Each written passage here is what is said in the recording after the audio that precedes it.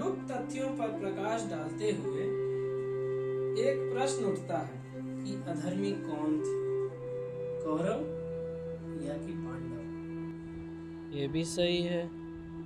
नमस्कार, मैं आशुतोष एक बार फिर उपस्थित हूँ आप सभी के सामने आसिंस पोएट्री प्रस्तुत हिंदी के बहाने श्रृंखला लेकर। आज हमारी श्रृंखला में एक रचना है महाभारत की एक सांझ। यह एक छिपा हुआ प्रसंग है जिसे रचनाकार ने आप सभी का ध्यान आकर्षित करने के लिए उजागर करने का प्रयास किया है। महाभारत की एक सांझ के लेखक हैं, रचनाकार हैं भारत भूषण अग्रवाल। यह एक एकांकी है और हम देखते हैं इस एकांकी में क्या प्रश्न और क्या छिपे हुए तथ्य आपके सामने उजागर होते हैं। हम आरंभ करते हैं।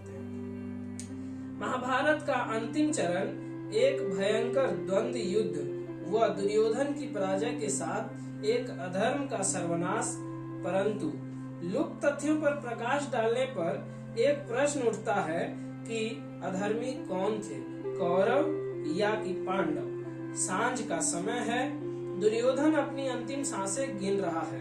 एकाएक एक स्वर दुर्योधन को पुकारता हुआ, भाई भाई दुर्योधन। दुर्योधन आंखें खोलता है तो देखता है कि युधिष्ठिर उससे मिलने आया है।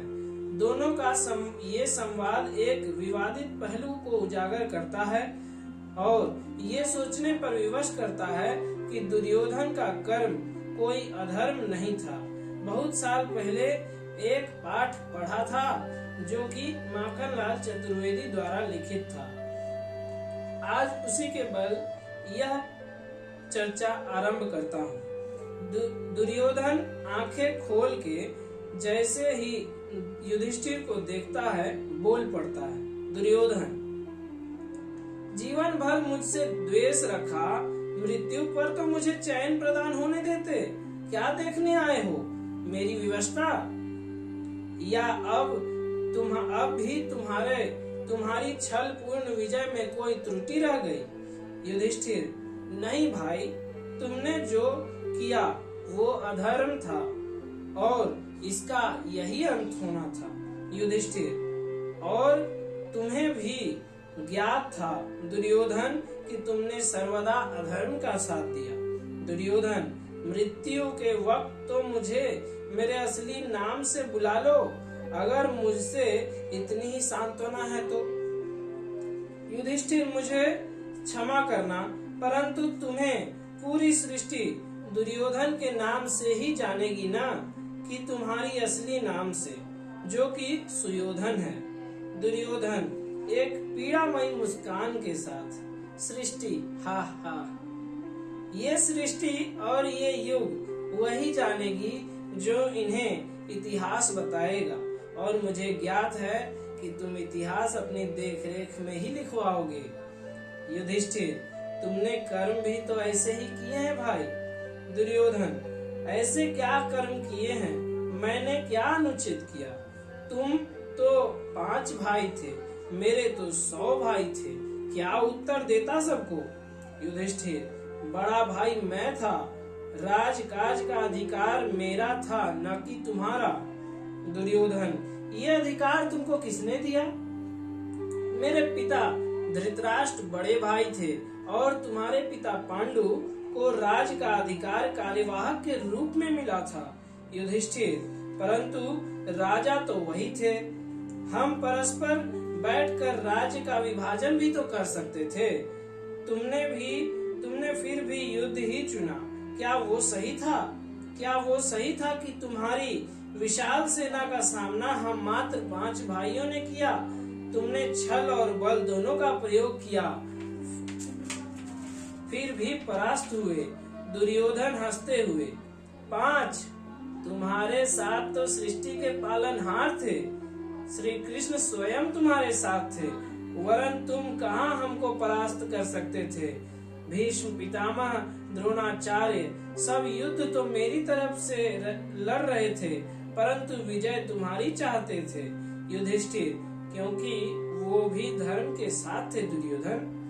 दुर्योधन क्रोध में, अब तो मर रहा हूँ, अब तो मुझे मेरा नाम से पुकार लो।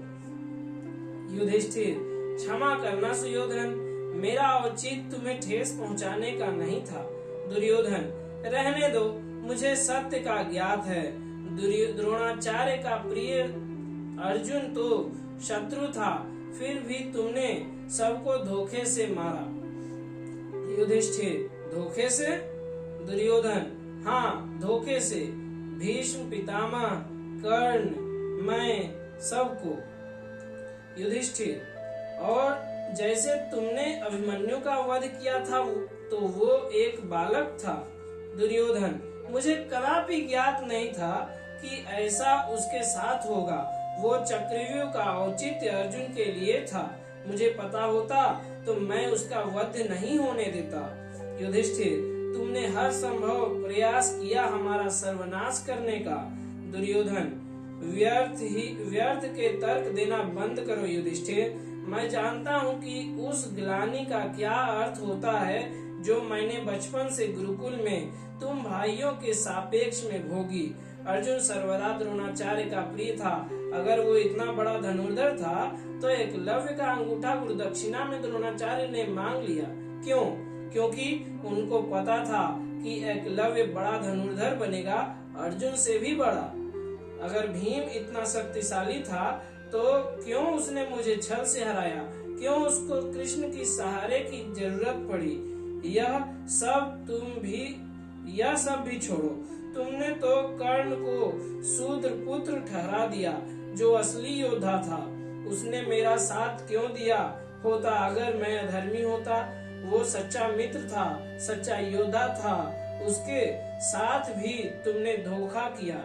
मेरे अंधे माँ बाप की मैं एक महत्वपूर्ण लाठी था। मेरा ही नहीं, मेरे सारे भाइयों का वध कर दिया। मृत्यु पश्चात क्या मुंह दिखाओगे? युधिष्ठिर, तुम्हें अपना कुकर्म नहीं दिख रहा दुर्योधन। मैंने सोचा था कि तुम पश्चाताप करना चाहते होगे, परंतु तुम। दुर्योधन, कैसा पश्चाताप? कृष्ण ने तुम्हें बचाया, उन्होंने मेरी माता को छला, मुझे सबको छला।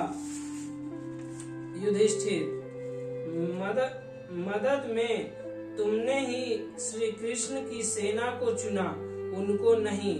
दुर्योधन, हाँ, वो लीला रचाते हैं।